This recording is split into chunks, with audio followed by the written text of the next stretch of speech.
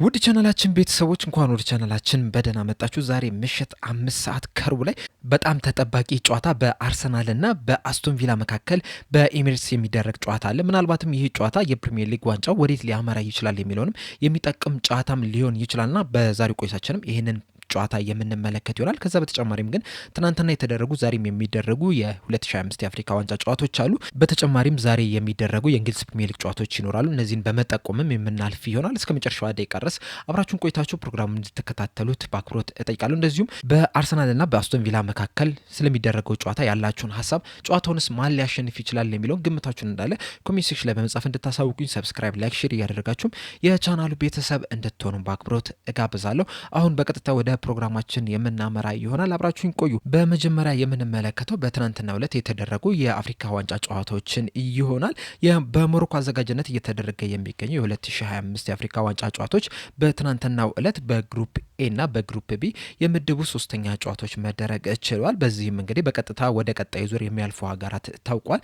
በግሩፕ ኤ ሁለት ጨዋታዎች ሲደረጉ ኮሞሮስ ከማሊ ጋር 0-0 በሆነ ውጤት ሲጠናቀቅ፣ ሞሮኮ ደግሞ ዛምቢያን 3-0 በሆነ ውጤት ማሸነፍ ችላለች። የሞሮኮን የማሸነፊያ ግቦች ኤልካካቢ በ90ኛውና በ50ኛው ደቂቃ ላይ እንደዚሁም ደግሞ ብራሂም ዲያዝ በ27ኛው ደቂቃ ላይ ማስቆጠር ችሏል። ውጤቱንም ተከትሎ ሞሮኮ በሰበሰበቻቸው 7 ነጥቦች በአንደኛ ደረጃ እንደዚሁም ደግሞ ማሊ በ3 ነጥቦች በሁለተኛ ደረጃ በቀጥታ ወደ ቀጣይ ዙር ማለፋቸውን ማረጋገጥ ችሏል። ኮሞሮስ በበኩላ በ2 ነጥብና በ2 የጎል ዕዳ ሶስተኛ ደረጃን ይዛ በማጠናቀቋ ምክንያት ወደ ቀጣይ ዙር ለማለፍ ትንሽም ቢሆን እድሏን ማመቻቸት ችላለች። ዛምቢያ በበኩላ በ2 ነጥብና በ3 የጎል ዕዳ አራተኛ ደረጃን ይዛ በማጠናቀቋ ምክንያት መውደቋን አረጋግጣለች። በግሩፕ ቢ በተደረጉ ጨዋታዎች አንጎላ ከግብጽ ጋር 0-0 በሆነ ውጤት ስታጠናቅቅ፣ ዚምባብዌ በደቡብ አፍሪካ 3-2 በሆነ ውጤት መሸነፍ ችላለች። የደቡብ አፍሪካን የማሸነፊያ ግቦች ሞሬሚ በ7ኛው ደቂቃ ላይ፣ ፎስተር በ50ኛው ደቂቃ ላይ እንደዚሁም አፖሊሲ በ82ኛው ደቂቃ ላይ በፍጹም ቅጣት ምት ማስቆጠር ችሏል። የዚምባብዌን 2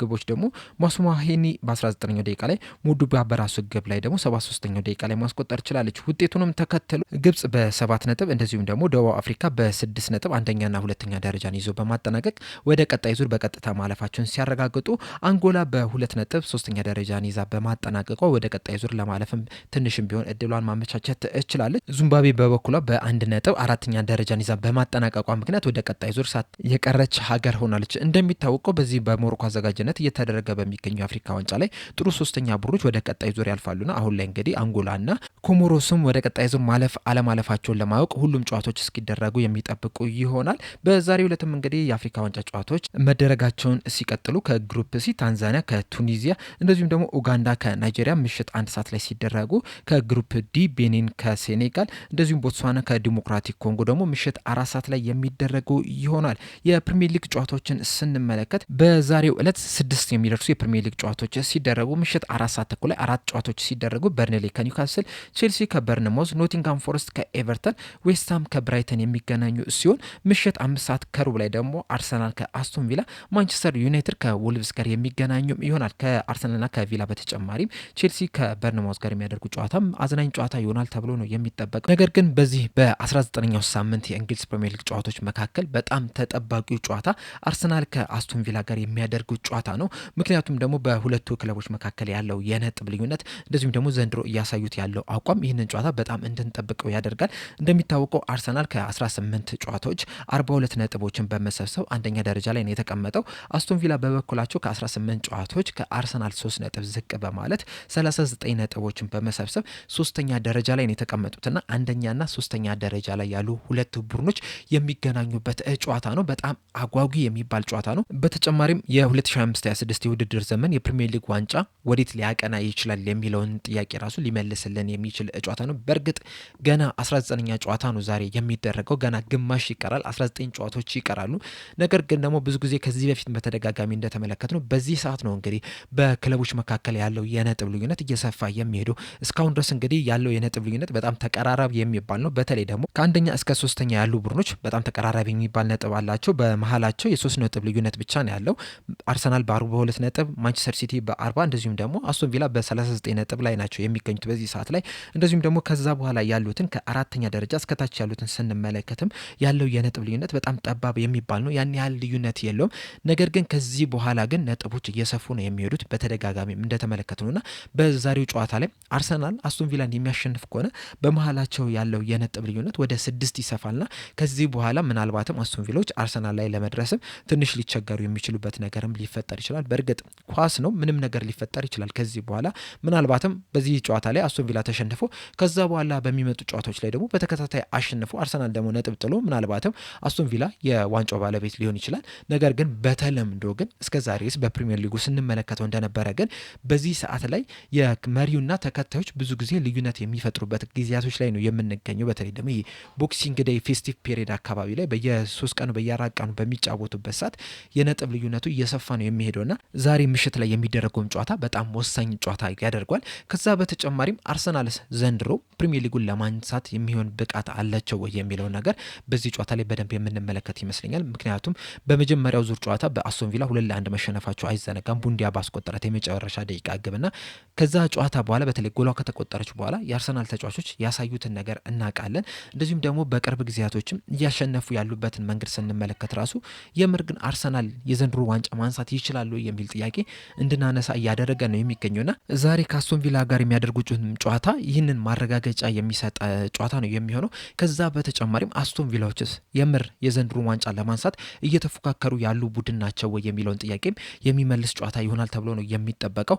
ምክንያቱም ይህንን ጨዋታ ማሸነፍ የሚችሉ ከሆነ ከአርሰናል ጋር በነጥብ እኩል ሆነው ጎል ክፍያ ብቻ ተበልጠው ሁለተኛ ደረጃ ላይ የሚቀመጡ ይሆናልና ከዛ በኋላ እንግዲህ ዘንድሮ አስቶን ቪላዎች ከማንቸስተር ሲቲና ከአርሰናል ጋር ይህንን ዋንጫ ለማንሳት እየተፎካከሩ ያሉ ቡድን ናቸው እንድንል ያደርጋል። ነገር ግን የሚሸንፍ ከሆነ ግን የዋንጫ ተፎካካሪ ናቸው ለማለት ትንሽ ጊዜ መጠበቅ ሊኖርብን ይችላል። ከዛ በኋላ የሚያደርጉት እንቅስቃሴ የሚሰበስቡትን የነጥብ ልዩነትን አይተን ወጥተዋል አልወጡም የሚለውን ነገር ከጥቂት ጊዜያቶች በኋላ የምንወሰን ይሆናል። ነገር ግን ይህ ጨዋታ ምንም ይሁን ምን ማንም ያሸንፍ ማንም ግን በጣም ምርጥ ጨዋታ ይሆናል ተብሎ ነው የሚጠበቀው። በዚህ ተጠባቂ ጨዋታ ላይ እንግዲህ ከሁለቱም ቡድን በኩል እንግዲህ በተለያዩ ምክንያቶች ይህ ጨዋታ የሚያመልጣቸው አሉ። በአርሰናል በኩል ያለውን ስንመለከት ካላፊዮሪ በጡንቻ ጉዳት ምክንያት የዚህ ጨዋታ ሊያልፎም ላያልፎም ይችላል እየተባለ ይገኛል። ገና 50-50 ነው። ካይ ሃቨርትዝ ግን ከአስቶን ቪላ ከሚገጥመው ቡድን ስብስብ ውስጥ ይገኛል ነው እየተባለ የሚገኘው። ከነዚህ ውጪ ግን ቤን ዋይት፣ ማስኬራና ዳውመን በዚህ ጨዋታ ላይ በእርግጠኝነት የማይኖሩ ተጫዋቾች ናቸው። በአስቶን ቪላ በኩል ጉሴንዳ የተባለው ተጫዋች ለአፍሪካ ዋንጫ በመሄዱ ምክንያት የዛሬው ጨዋታ የሚያመልጠው ሲሆን ሃርቪ ኤሊየት በህመም ምክንያት የዚህ ጨዋታ ላይ አይኖርም። እንደዚሁም ማቲካሽና ካማራም በቅጣት ምክንያት ደግሞ በዚህ ጨዋታ ላይ የማይኖሩ ተጫዋቾች ናቸው። ባገኟቸው 5 ቢጫ ካርዶች ምክንያት ይህ ጨዋታ የሚያልፋቸው ሲሆን ሌሎቹን ተጫዋቾች ስንመለከት ደግሞ ቶሬዝ፣ ሚንግስ እንደዚሁም ደግሞ ባርክሌ በጉዳት ምክንያት በዚህ ጨዋታ ላይ የማይኖሩ ይሆናል። በአጠቃላይ በአስቶን ቪላ በኩል 7 ተጫዋቾች በዚህ ጨዋታ ላይ አይኖሩም። በአርሰናል በኩል ደግሞ 3 ተጫዋቾች በእርግጠኝነት በዚህ ጨዋታ ላይ የማይኖሩ ይሆናል። በአጠቃላይ ወደ 10 ተጫዋቾች በእርግጠኝነት ይህ ጨዋታ የሚያልፋቸው ይሆናል። እንደዛም ቢሆንም ግን በጣም ጠንካራ ጨዋታን እንመለከታለን ብዬ ነው የማስበው። በተለይ ደግሞ አስቶን ቪላዎች በዚህ ሰዓት ያሉበትን አቋም ስንመለከተው በጣም የሚያስገርም ነው። ምክንያቱም ያለፉትን 11 ተከታታይ ጨዋታዎች ማሸነፍ የቻሉ ቡድን ናቸው።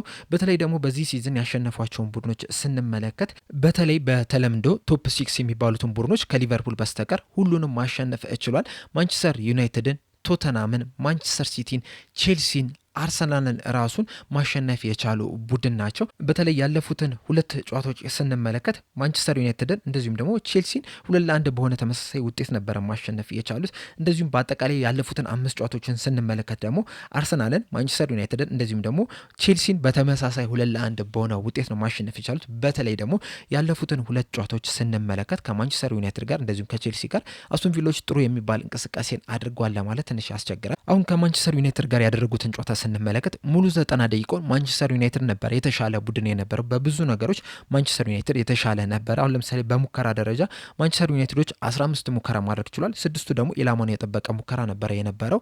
በአስቶን ቪላ በኩል ግን 12 ሙከራ አድርገው 4ቱ ብቻ ነበሩ ኢላማቸውን የጠበቀ ሙከራ የነበሩት።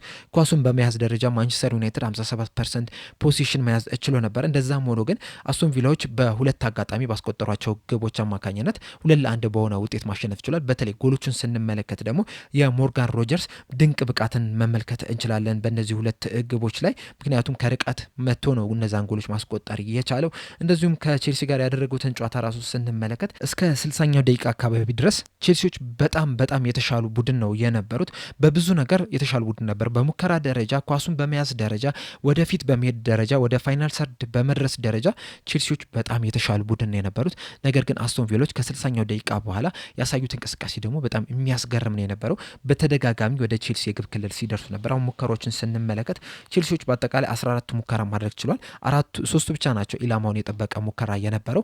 የአስቶን ቪላን ስንመለከት 11 ሙከራ አድርገው 8ቱ ኢላማውን የጠበቀ ሙከራ ነው የነበሩትና ከ60ኛው ደቂቃ በኋላ ባሳዩት ድንቅ የሚባል እንቅስቃሴ ቼልሲዎችን በሜዳቸው አሸንፈው ሊወጡ ችሏልና ቪላዎች ጥሩ ባልተንቀሳቀሱበት ጨዋታ ራሱ እያሸነፉ እየወጡ ነው የሚገኙትና ዘንድሮ እንግዲህ በአጠቃላይ ከመሸነፍ ያሸነፉትና የሰበሰቡትን ነጥብ ስንመለከት 18 ነጥቦችን መሰብሰብ ችሏል። ይህም ማለት እንግዲህ እየተመሩ ያሸነፏቸውን ነጥቦች ስንመለከት ማለት ነው። ይህም ደግሞ በፕሪሚየር ሊጉ አንደኛ ደረጃ ላይ እንዲቀመጡ አድርጓቸዋል። ቅድምም እንዳልኳችሁ ደግሞ በተከታታይ 11 ጨዋታዎችን ማሸነፍ የቻሉበት ሁኔታ መፈጠር ችሏል። ለመጨረሻ ጊዜ የተሸነፉት በሊቨርፑል ነው። ከዛ በኋላ ግን ያደረጓቸውን እያንዳንዱን ጨዋታ ግን ማሸነፍ ችለዋል። ይህም ደግሞ ለአሰልጣኙም ለተጫዋቾቹም ከፍተኛ አድናቆት ይገባቸዋል። በተለይ ተጫዋቾቹን ከተመለከትን እነ ሞርጋን ሮጀርስ እነ ዋትኪንስ በጣም የሚያስደንቅ እንቅስቃሴ ነው እያደረገው የሚገኙት። በዛሬው ጨዋታ ላይም በቢጫ ካርድ ምክንያት የማይሰለፈው ካማራም ካሽም በጣም ድንቅ የሚባል ጊዜን እያሳለፉ ነው የሚገኙት። ከሁሉም ግን ሞርጋን ሮጀርስ፣ ቴሌማንስ እንደዚሁም ዋትኪንስ በጣም አስደናቂ የሚባል ጊዜ ነው እያሳለፉ የሚገኙት። ሊንድሎፍም እንግዲህ ከማንቸስተር ዩናይትድ ሲወጣ ከዚህ በኋላ አገልግሎት አይሰጥም ተብሎ ነበረ። ነገር ግን ወደ አስቶን ቪላ ካቀና በኋላ ግን ጥሩ የሚባል እንቅስቃሴን እያደረገ ነው የሚገኙና በዚህ ጨዋታ ላይም እነ ዋትኪንስ፣ ሮጀርስ፣ ቴሌማንስ በጣም የሚጠበቁ ተጫዋቾች ናቸው በአስቶን ቪላ በኩል። የአርሰናልን ስንመለከት ግን ሰሞኑን በጣም በሚያስገርም ሁኔታ ነው ጨዋታዎችን እያሸነፈ የሚገኘው። በትናንትናው ዕለት በሰራሁላችሁም ፕሮግራም ላይም በዚህ ዙሪያ ትንሽ ለመጥቀስ ሞክሬያለሁ። አሁን ለምሳሌ በብራይተን ጨዋታ ላይ 2-1 ነው ያሸነፈው። ሁለተኛውን ግብ ያስቆጠረው ኦንጎል ነው። ከክሪስታል ፓላስ ጋር በካራባኦ ካፕ አንዳቻ በሆነ ውጤት ማጠናቀቅ ችሏል። በመጨረሻም በመለያ ዓመት አሸንፎ ወደ ቀጣይ ዙር ማለፍ ችሏል። አቻ ሲሆኑ ግን የአርሰናልን ብቸኛ ግብ ማስቆጠር የቻለው የክሪስታል ፓላስ ተከላካይ ነው። እንደዚሁም ከኤቨርተን ጋር ባደረጉ ጨዋታ ላይ ደግሞ 1-0 ማሸነፍ ችሏል። የማሸነፊያዋ ግብ የተገኘችው ደግሞ ከፍጹም ቅጣት ምት ነው። እንደዚሁም ደግሞ ከወልቭስ ጋር 2-1 በሆነ ውጤት ማሸነፍ ችሏል። ሁለቱንም ግቦች ማስቆጠር የቻሉት ደግሞ የወልቭስ ተጫዋቾች ናቸውና እነዚህ ያለፉትን 4 ጨዋታዎች እንግዲህ አርሰናሎች ከከፍትም ይሁን ከቆም ኳሶች ብዙ ጎሎችን እያስቆጠሩ አይደለም የሚገኙት። ካለፉት 4 ጨዋታዎች አርሰናሎች ከክፍት ጨዋታ ማስቆጠር የቻሉት አንድ ግብ ብቻ ነው። እሱም ከብራይተን ጋር በተደረገው ጨዋታ ኦዲጋርድ ያስቆጠራት ግብ ብቻ ነች። ከዛ ውጭ ግን አንድ በፍጹም ቅጣት ምት፣ ሌላው እንዳለ ኦንጎል ነው። እዚህ ላይ ግን አንድ መናገር የምፈልገው ነገር ቢኖር ምንድን ነው፣ በእግር ኳስ ውስጥ ዋናው ነገር አሸነፈ መውጣት ነው። ምርጥ ጨዋታ አሳየ አላሳየ ሌላ ቀጣይ የሚመጣ ነገር ነው። ዋናው ነገር ጨዋታውን አሸንፈሃል ወይ 3 ነጥብ ሰብስበሃል ወይ የሚለው ነገር ነው። በዛም እንግዲህ አርሰናሎች እየተሳካላቸው ነው የሚገኙት። ምክንያቱም ያለፉትን 5 ጨዋታዎች ስንመለከት ምንም አይነት ሽንፈት አላስተናገዱም። ከክሪስታል ፓላስ ውጪ ሁሉንም ጨዋታዎች ማሸነፍ ችሏል። በክሪስታል ፓላስ ጨዋታ ላይም በስተመጨረሻም በፔናልቲ አሸንፎ ወደ ቀጣይ ዙር ማለፍ ችሏል። ዋናው ነገር ይህ ነው። ነገር ግን ደግሞ ትልቅ የሚያሳስበው ነገር ቢኖር በአርሰናል በኩል ምንድን ነው፣ ያገኟቸውን አጋጣሚዎች እየተጠቀሙ አይደለም። አሁን ለምሳሌ የብራይተንን ጨዋታ እንመልከት። በብራይተን ጨዋታ ላይ አርሰናሎች 24 ሙከራዎችን ማድረግ ችለው ነበረ። 6ቱ ኢላማውን የጠበቀ ሙከራ ነው የነበረው። ነገር ግን እነዚህን ያገኟቸውን እድሎች ወደ ግብ መቀየር አልቻሉም። 3.08 ኤክስፔክትድ ጎል ነበራቸው። ይህ ማለት እንግዲህ 3 ጎሎች ቢያንስ መቆጠር ነበረባቸው። ነገር ግን ያንን እያደረጉ አይደለም የሚገኙት። ከዚህ በተጨማሪም ደግሞ የፈጠሯቸውን ትልልቅ ቻንሶችን ስንመለከት አርሰናሎች 4 ቢግ ቻንስ ክሬት ማድረግ ችለው ነበረ። ነገር ግን 4ቱንም ቻንሶች ሚስ ማድረግ ችሏል ወይም ስተዋልና ይህንን ነገር እስካልቀረፉት ድረስ በዚህ ሲዝንም አርሰናሎች የሚቸገሩበት እድል በጣም ከፍተኛ ነው። እንደዚሁም ከወልቭስ ጋር ያደረጉትን ራሱ ጨዋታ እንመልከት። በዛ ጨዋታ ላይ ምንም አይነት ግብ ማስቆጠር አልቻሉም የአርሰናል ተጫዋቾች። ነገር ግን ጨዋታውን ስንመለከት 69% ኳሱን መያዝ ችሎ ነበረ። 16 ሙከራ ማድረግ ችሎ ነበረ። ነገር ግን 2 ኢላማውን የጠበቀ ሙከራ ነው ማድረግ የቻሉት። እንደዚሁም ደግሞ ቢግ ቻንስ ክሬት በማድረግ ደረጃም ስንመለከተው 3 ቢግ ቻንሶችን ነው ክሬት ማድረግ የቻሉት። ነገር ግን 3ቱንም መሳት ችሏልና እነዚህ በየጨዋታው የሚፈጥሯቸውን ቢግ ቻንሶች ወደ ግብነት የማይቀይሩ ከሆነ ከዚህ በኋላም ሊቸገሩ የሚችልበት እድል በጣም ከፍተኛ ነው ብዬ ነው የማስበው። ምክንያቱም አሁን አስቶን ቪላዎች በቼልሲ ጨዋታ ላይ እስከ 60ኛው ደቂቃ ላይ ሙሉ ለሙሉ ተበልጠው ነበረ። እንደዚሁም ቼልሲዎች ጎል ማስቆጠር የሚችሉባቸውን አጋጣሚዎች አግኝተው ነበረ። ነገር ግን እነዛን ባለመጠቀማቸው ምክንያት ከ60ኛው ደቂቃ በኋላ አስቶን ቪላዎች የተሻለ መንቀሳቀስ ጀምሮ ያገኟቸውን እድሎች ተጠቀሙ፣ ወደ አሸናፊነት መምጣት ቻሉና አርሰናሎችን በዚህ ጨዋታ ላይ ያገኟቸውን እድሎች ወደ ግብነት የማይቀይሩ የማይቀየሩ ከሆነ ልክ እንደ ቼልሲ ሁሉ በስተመጨረሻ በአስቶን ቪላ ተሸንፈው ሊወጡ የሚችሉበት እድል አለና አርሰናሎች በጣም በጥንቃቄ መጫወት መቻል አለባቸው። እንደዚሁም አርቴታ ራሱ ከኡናይ ኤምሬ ጋር ያለውን የእርስ በርስ ግንኙነት ስንመለከት ራሱ በጣም ዝቅተኛ የሚባል ነው። እስካሁን ድረስ እንግዲህ 8 ጊዜ መገናኘት እችሏል። ከነዚህ 8 ጨዋታዎች አርቴታ ማሸነፍ የቻሉ ሁለቱም ብቻ ነው። በሁለቱ አቻ ሲወጣ በአራቱ ደግሞ ሽንፈት አጋጥሞት እናም አርቴታም ይህንን ጨዋታ ለማሸነፍ በጣም በከፍተኛ ተነሳሽነት ወደ ሜዳ ይገባል ተብሎ ነው የሚጠበቀው። የእርስ በርስ ግንኙነታቸውን ስንመለከት በአጠቃላይ ደረጃ አርሰናሎች አስቶን ቪላ ላይ የተሻለ ብልጫ አላቸው በማሸነፍ ደረጃ። ምክንያቱም ያለፉትን 27 ጨዋታዎች ስንመለከት አርሰናል 17ቱን ማሸነፍ ሲችል አስቶን ቪላዎች 8ቱን ብቻ ነው ማሸነፍ የቻሉት። በሁለቱ ደግሞ አቻ በሆነ ውጤት ነው ማጠናቀቅ የቻሉት። ነገር ግን ደግሞ ያለፉትን 5 የእርስ በርስ ግንኙነት ስንመለከት ደግሞ አስቶን ቪላዎች የተሻለ የማሸነፍ ብልጫ አላቸው። ምክንያቱም ካለፉት 5 ጨዋታዎች አስቶን ቪላዎች 3ቱን ማሸነፍ ሲችሉ አርሰናል አንዱን ብቻ ነው ማሸነፍ የቻሉ። በአንዱ ደግሞ አቻ በሆነ ውጤት ነው ማጠናቀቅ የቻሉ። በተጨማሪም ደግሞ በኢሜሬትስ በተገናኙበት ጨዋታ ስንመለከት ደግሞ ያለፉትን 5 ጨዋታዎች አስቶን ቪላዎች 2ቱን ማሸነፍ ችሏል። አርሰናል በተመሳሳይ 2ቱን ሲያሸንፍ በአንዱ ደግሞ አቻ በሆነ ውጤት ነው ማጠናቀቅ የቻሉት። ለመጨረሻ ጊዜ በፕሪሚየር ሊጉ በኢሜሬትስ ሲገናኙም 2 አቻ በሆነ ውጤት ነበረ ማጠናቀቅ የቻሉት። በጨዋታው ላይ አርሰናሎች ማርቲኔሊና ሃቨርትዝ ባስቆጠሯቸው 2 ግቦች 2-0 መምራት ችለው ነበረ። ነገር ግን አስቶን ቪላዎች ከኋላ በመነሳት ቴሌማንስና ዋትኪንስ ባስቆጠሯቸው 2 ግቦች 2 አቻ በሆነ ውጤት ማጠናቀቅ ይችላል። ከዛ በፊት የተደረገውንም ጨዋታ ስንመለከት አስቶን ቪላዎች ነበሩ 2-0 በሆነ ውጤት ማሸነፍ የቻሉት። ያን ማሸነፊያ ግቧን ደግሞ ቤሊና ዋትኪንስ ነበረ ማስቆጠር የቻሉት። ያስቆጠሩባቸውን ደቂቃዎች ራሱ ስንመለከት 84ኛውና 87ኛው ደቂቃ ላይ ነው የነበረው። በዛ ጨዋታ ላይ ራሱ አርሰናሎች ብልጫ ማሳየት ችለው ነበረ። 18 ሙከራ ማድረግ ችለው ነበረ። 4 ኦን ታርጌት ሙከራ ማድረግ ችሎ ነበረ። እንደዚሁም ደግሞ ከአስቶን ቪላ የተሻለ ኤክስፔክትድ ጎልም ነበራቸው። ነገር ግን በስተመጨረሻ አስቶን ቪላዎች ያንን ጨዋታ አሸንፈው መውጣት ችሏልና ዛሬ ምሽት የሚደረገው ጨዋታ ላይ የሚፈራው ነገር ቢኖር ይህ ነው። አርሰናሎች ጨዋታውን ሊበልጡ ይችላሉ፣ ብዙ ሙከራ ሊያደርጉ ይችላሉ፣ ብዙ ኤክስፔክትድ ጎል ሊያስመዘግቡ ይችላሉ፣ ትልልቅ ቻንሶችም ክሬት ሊያደርጉ ይችላሉ። ነገር ግን ደግሞ ጎል ማያስቆጥሩ ከሆነ በስተመጨረሻ በአስቶን ቪላ ተሸንፈው ሊወጡ ይችላሉ ብዬ ነው የምገምተውና አርሰናሎች ቅድም እንዳልኳቸው በጣም በትኩረት ነው መጫወት ያለባቸው። እንደዚሁም የመጨረሻ ግንኙነታቸውን ስንመለከት ከ3 ጨዋታ በፊት ነበር አርሰናልና አስቶን ቪላ በቪላ ፓርክ መገናኘት የቻሉት። በዛ ጨዋታ ላይም እንግዲህ አስቶን ቪላዎች 2-1 በሆነ ውጤት ማሸነፍ ችሎ ነበረ። ካሽ በ36ኛው ደቂቃ ላይ እንደዚሁም ደግሞ ቡንዲያ በ95ኛው ደቂቃ ላይ ባስቆጠሯቸው ግቦች አርሰናልን 2-1 በሆነ ውጤት ማሸነፍ ችለው ነበረ የወጡት። የአርሰናልን ብቸኛ ግብ 52ኛው ደቂቃ ላይ ትሮሳርድ ነበረ ማስቆጠር የቻሉ። በዛ ጨዋታ ላይም አርሰናሎች ኳሱን በመያዝ ደረጃ የተሻሉ ነው የነበሩት። በሙከራ ደረጃ በተለይ ደግሞ ኦን ታርጌት በሙከር ደረጃም አርሰናሎች የተሻሉ ነው የነበሩት። ምክንያቱም 15 ሙከራ አድርገው 9ኙ ኢላማቸውን የጠበቀ ሙከራ ነው የነበረው። አስቶን ቪላዎች ግን 15 ሙከራ አድርገው 6ቱ ብቻ ነበሩ ኢላማቸውን የጠበቀ ሙከራ የነበሩት። ከነዚህም 6 ውስጥ እንግዲህ 2ቱን ጎል በማስቆጠር 2-1 በሆነ ውጤት ማሸነፍ ችለዋልና አሁንም አስቶን ቪላዎች አርሰናልን ይፈትናሉ ተብሎ ነው የሚጠበቅ። እናም አዝናኝ ጨዋታን እናያለን ብዬ እጠብቃለሁ። በጣም ሂውጅ የሚባል ለዋንጫ የሚፎካከሩ 2 ቡድኖች የሚገናኙበት ጨዋታ ነውና በጣም ተጠባቂ ጨዋታ ነው። ምሽት 5 ሰዓት ከሩብ ላይ በኤሚሬትስ አርሰናል ከአስቶን ቪላ ጋር የሚገናኙ ይሆናል። እናንተስ በዚህ ጨዋታ ላይ ያላችሁ ሀሳብ ምንድነው? ጨዋታውንስ ማን ሊያሸንፍ ይችላል? ግምታችሁን፣ ሀሳባችሁ እንዳለ ኮሜንት ሴክሽን ላይ በመጻፍ አሳውቁኝ። ለአሁን እኔ እዚህ ላይ አበቃው። በቀጣይ በሌላ እስከምንገናኝ ድረስ ሰብስክራይብ፣ ላይክ፣ ሼር ማድረግ እንዳትረሱ። ቸር ያቆየን።